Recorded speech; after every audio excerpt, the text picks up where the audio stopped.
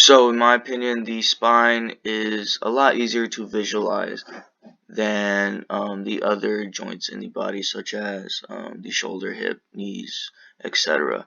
And that's pretty much because of these facet joints.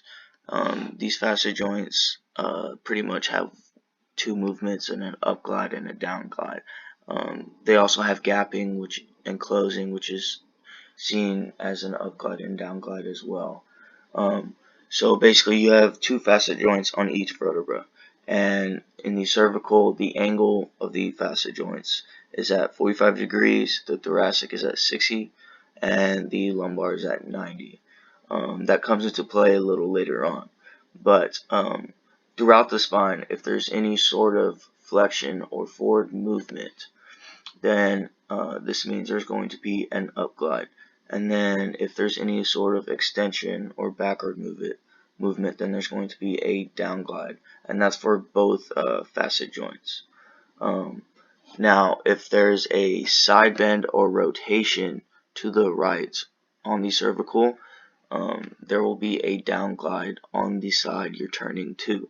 So if you side bend or rotate to the right, there will be a down glide on that same side on the right facet joint, while there will be an up glide on the left facet joint. But the thoracic and lumbar are a little different. So the side bend is still the same. If you side bend, there will be a down glide to the same side and an up glide on the opposite side. However, if we rotate in the thoracic or the lumbar, it's a little different. So say we rotate this way, it will actually be opposite of the side bend. So this facet joint will actually open up, and that is seen as an up glide, and then the opposite side will actually close or down glide. And that is basically the only tricky part of the spine.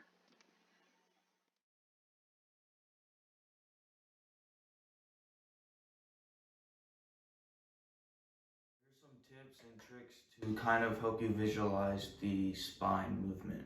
So keep in mind, the cervical spine has, the facet joints have a 45-degree angle, and then the thoracic has a 60-degree, and the lumbar has a 90-degree facet joint angle. So the first one we're going to do is the cervical at 45 degrees.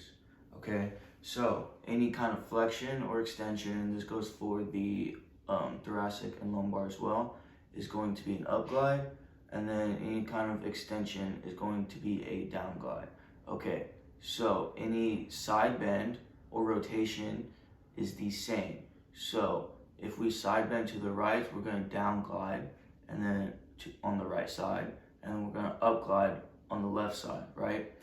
And then same goes for the other way. If we side bend to the left, or rotate to the left, it's going to be a down glide and then an up glide.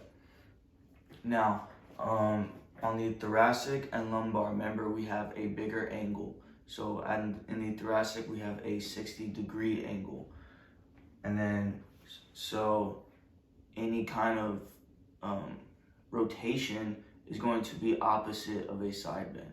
So if we do side bend, there's going to still be a down glide and still be an up glide. But if there's rotation to the right side, there's going to be a gapping, and this gapping is kind of seen as an up glide, and then on the other side is going to be a down glide. And same goes for if we were to rotate to the left.